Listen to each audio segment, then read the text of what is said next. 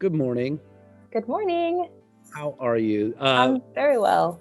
We have, as part of our success stories series, I guess, we have Liv Shivener, who's a 2005 grad of PA, and has good memories of it. We hope. I haven't used PA. I haven't said that in so long. Right? Performing arts. Uh, And was a student of Miss Gail Levan when she was here. And you were, now tell me, you were an acting major, double major? What were you? I was an acting major, but I took the dance classes as well.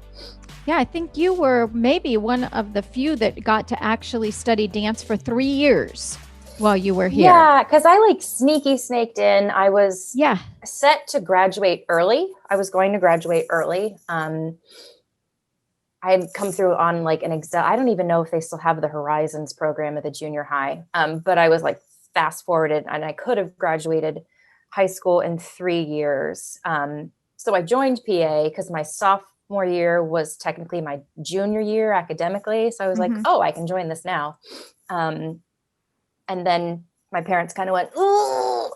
And so I was lucky enough to hang around for a bonus time. Right.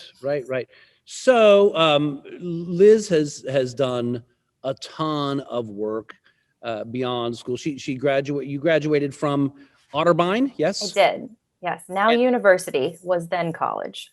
And then do you want to give us a quick rundown, or I know it's a lot of what you've done, but sure.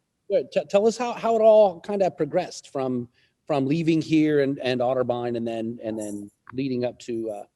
Yeah. Right. So Doreen Dunn was running the program when I was there.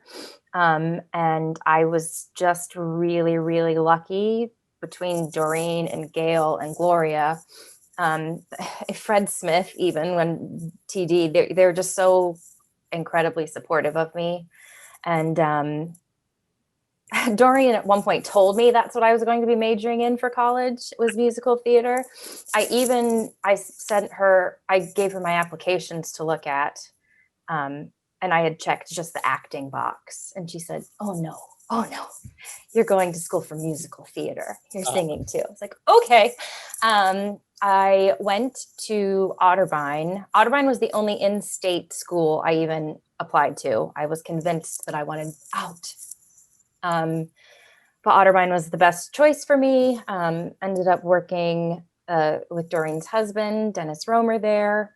And it was a tough, wonderful, rewarding experience. My freshman year, I questioned every choice I've ever made, and why was I there, and why was I majoring in this?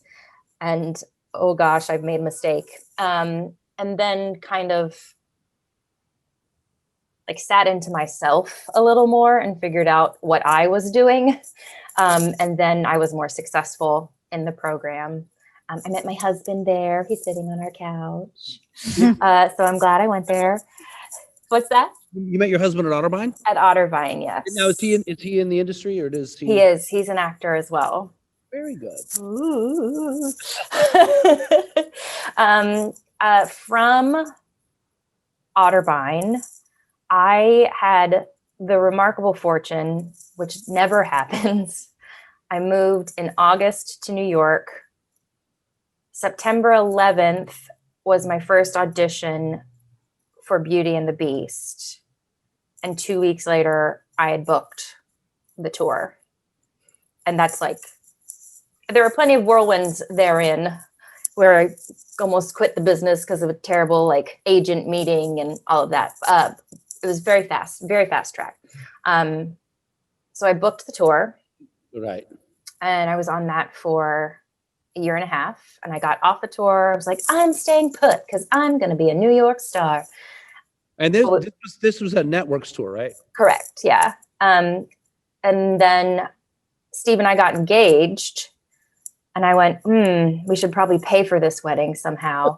And then I got asked to audition for the Shrek tour. And I didn't want to go on the road again right away, but it presented itself. And I went and did Fiona, and it was amazing. And that tour, I also spent a summer in Asia, which was really awesome with the tour. Worked several off-Broadway contracts. I've done a lot of new musicals, which I feel really fortunate to do. New musicals. Yeah, it's been really, really rewarding. I like creating something. I like there not being a precedent. Absolutely. I like there not being like a cast recording you have to mimic because it's you and you're figuring it out.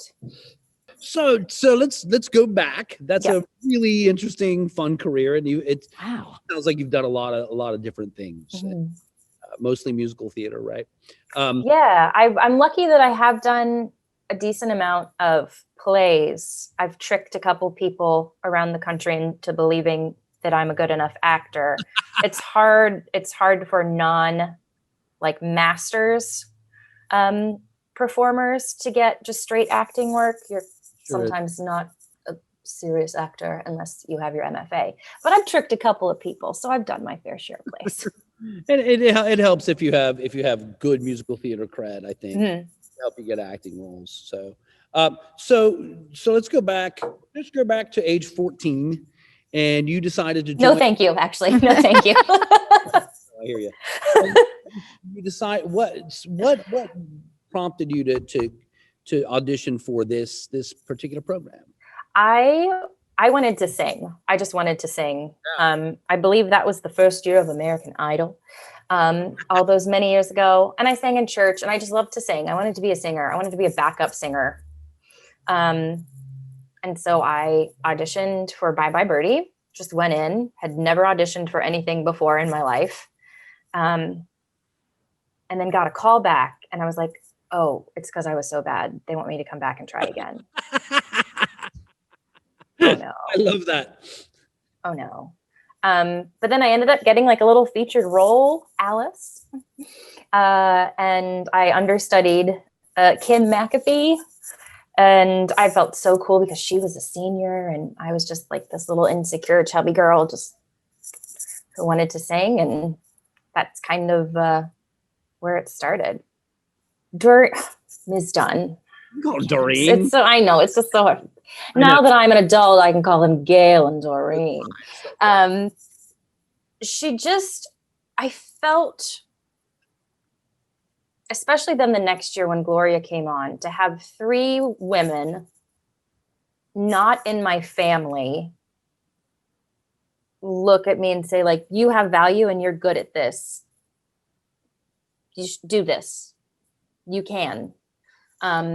And so Doreen was the one that, invited me to audition for the program. And I, never having been to New York before, like never being, I'd just done my first play. Like some people like, oh, I'm going to be an actor when I'm 8, they just know, and they grew up doing community theater. I didn't do anything until high school. Because Reynoldsburg City Schools didn't really like have a lot of that, or there wasn't really a much of a community theater. There was stuff in Columbus, but there wasn't really opportunity to perform. So you weren't a CCT kid, huh? I wasn't. No, I wasn't. So and because of, I was very shy because of the type of person that I was. I don't think I would have auditioned for it had it been a satellite at a different school. I don't think I would have had the balls to like go to Pickerington and go to, like, I wouldn't have done it. I just wouldn't have had, we wouldn't have been able to afford the gas money. Like I could, and I just wouldn't have done it. I'm confident that I wouldn't have took the initiative to do that. We still probably get about half of our, maybe more than half from Reynoldsburg, wouldn't you say, Gail? Mm-hmm. Probably. Yeah. Still fairly Reynoldsburg centric. Mm-hmm. Good. So how did tell me about how being in PA kind of prepped you for Otterbein or for your career? Mm-hmm. When I went to Otterbein, I didn't feel like I was the most talented person there. Like I didn't feel shiny. And like I went and I felt, I compared myself to all the girls, and I wasn't the strongest singer and I wasn't the strongest actor, but I was trained. I had skills. I didn't feel out of place in theater history because I had had a class with Fred. And so I knew about the different eras, and I knew what the golden age was. And I could see the difference, between Moulin Rouge and the Sound of Music film, and the similarities between the Sound of Music film and the West Side Story film. And I didn't feel incredibly exposed in a clowning class because I had been made to do improv before. Okay. It was fine. I knew what kabuki theater was. Like I knew what that was. I had, I think, a more well-rounded start in college. I will say that. Good. So, and what do you think is the biggest thing that you took away from PA? Was it that, or was it something else? I think it was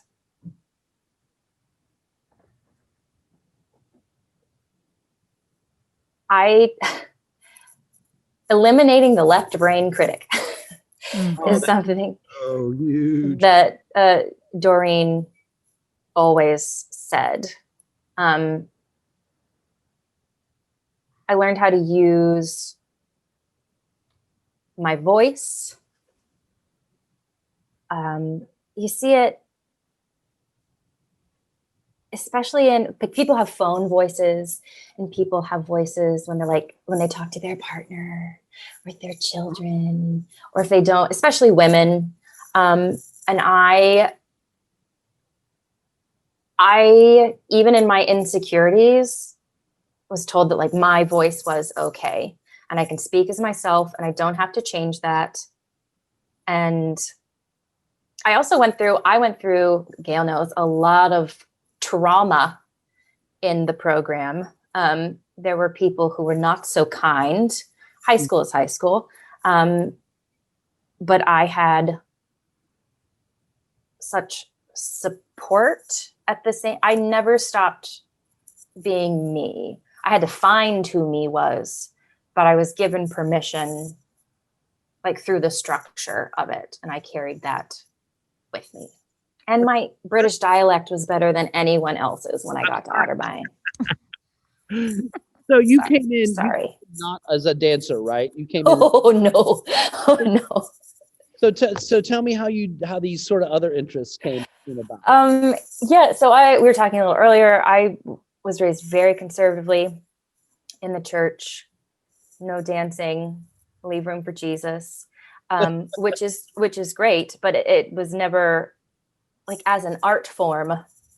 It was just completely ignored, and so I had never moved my body before. I had never moved my body to music before. Bye Bye Birdie. Just trying to like pronate my time. I just remember a lot of this, and I couldn't do it. I just couldn't do it. Was there pushback from those communities when you started pursuing this? Say that again? Was there pushback from the different communities when you started doing this? I mean, people were questioning what I was like. My friend, when I was doing, I had like theater textbooks and like I feel like doing Tai Chi at one point. And my friend's mom said like, just promise me that you'll quit once they tell you where your inner strength comes from, because you know where it comes from. Wow. Yeah. It's like, I wanted to do a play. So that's all I'm doing.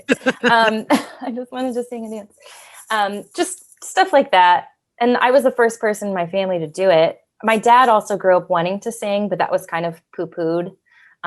And so he went into education instead, because that's a real job. That's what you do. So lots of questions of what and why, and what do I think could ever come of this? And that's the question. Is what do you think will ever come of this? Even when there's always people who doubt. My older brother called my mom after I booked Beauty and the Beast just to confirm that I would be getting paid for it. like it's a job. It's a job and they're going to pay her. Yes. Yeah, it is.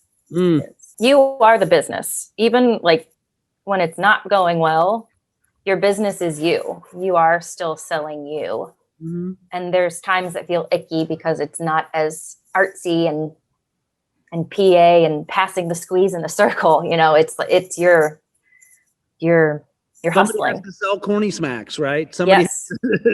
So right, and why not be the one and Mm-hmm. get paid for that, even if it isn't what you fantasized about? Oh, well, people ask like, oh, do you prefer plays or musicals or film and television? It's like, prefer, darling. I can't prefer anything. Right. I prefer to pay my rent. to keep to maintain longevity. Yeah. It's the career. There are times when it's just, you are shocked that you are getting paid to do it because it is so fun. But the thing that keeps you in it is the training, is the practice, is the discipline. If anyone could do it, everyone would try to be an actor. No, it's still like, why wouldn't you? Well, because it looks really fun. It's hard. It's very hard. PA changed my life for sure. It pushed me into a direction that I would not have, I don't think, discovered on my own. Not just like being able to pursue something you enjoy, but people like Gail, just kind of gently grabbing kids by their shoulders and being like, you've got it. You are of value. We're giving you the framework to succeed. You just have to accept it. And it was valuable. And I've done a lot of work, especially when I was on tour, just being an advocate for arts education, because we all know that it's the first thing that goes. And I think arts education is a lifesaver. It's a life changer and a lifesaver. And anytime, even after when I was on tour, right after graduating college, I did some interviews with the Dispatch about PA and the program and arts education, because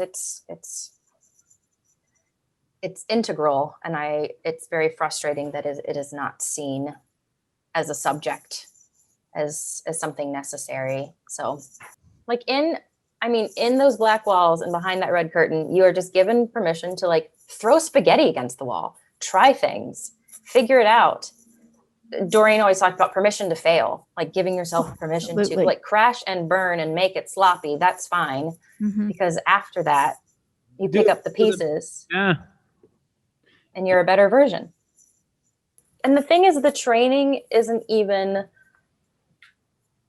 like a one-track success. Like I have what I call a muggle job now. Performing arts training makes you successful in work environments and being able to speak to people.